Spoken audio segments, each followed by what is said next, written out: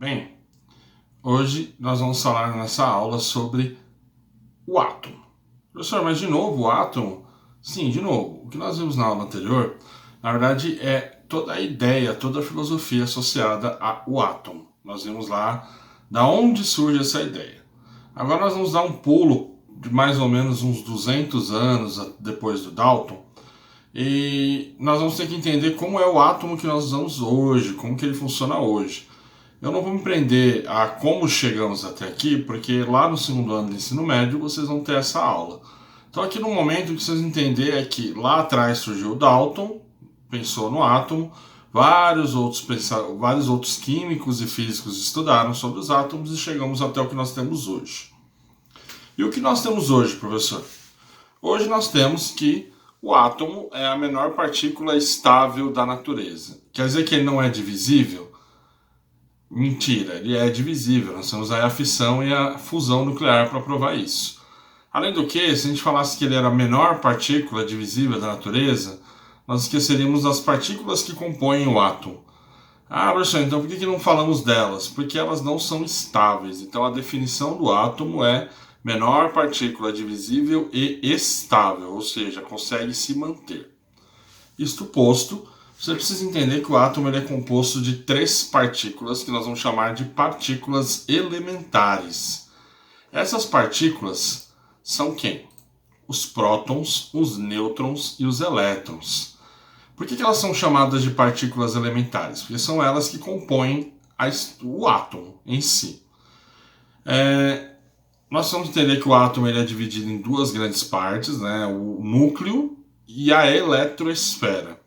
Então o núcleo é uma parte bem, nós vamos ver que o tamanho do núcleo é relativamente pequeno e a eletrosfera fica em volta do núcleo.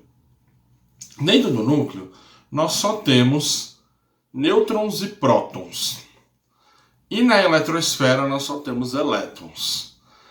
O que vocês precisam entender é que o átomo ele é constituído de um grande vazio, hoje nós sabemos disso. Por quê? Apesar de ter muito elétron, da eletrosfera ser grande, ela tem pouquíssima massa, porque a massa do elétron é basicamente desprezível. Quem vai compor a massa de um átomo são os prótons e os nêutrons. Então você vai ter o núcleo muito pesado e a eletrosfera muito leve. Isso associado ao fato que a eletrosfera é muito grande e o núcleo é muito pequeno, nós temos então 2 regiões muito diferentes no átomo. Nós temos o núcleo. O núcleo é extremamente denso, ele é muito pequeno e muito pesado. Enquanto que a eletrosfera é muito grande e pouco densa, muito leve. Pra vocês terem uma ideia, tem aí no texto, mas imaginem um grande estádio de futebol, o Morumbi, o Maracanã. Se nós pudéssemos pegar um átomo do tamanho do Maracanã, o núcleo seria uma pequena formiga no ciclo central.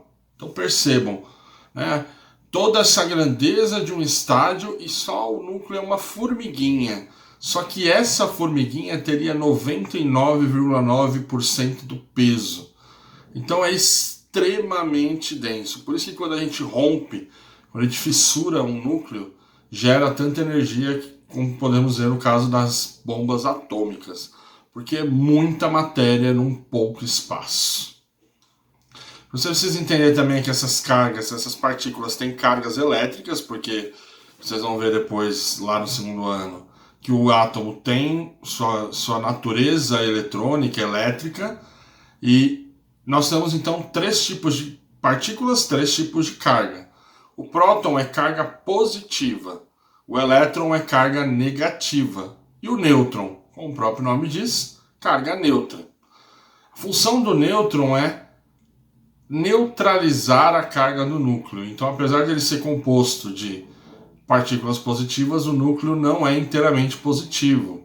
Mas no estudo da atomística que vocês verão no segundo ano, vocês vão entender que isso é muito importante, essa característica. Professor, já que neutraliza, o número de nêutrons é igual ao número de prótons? Não. A única relação que nós podemos fazer é que o número de prótons é sempre igual ao número de elétrons em átomos estáveis. Então um átomo é estável, um átomo normal, nós temos, se tiver 10 prótons, nós temos 10 elétrons.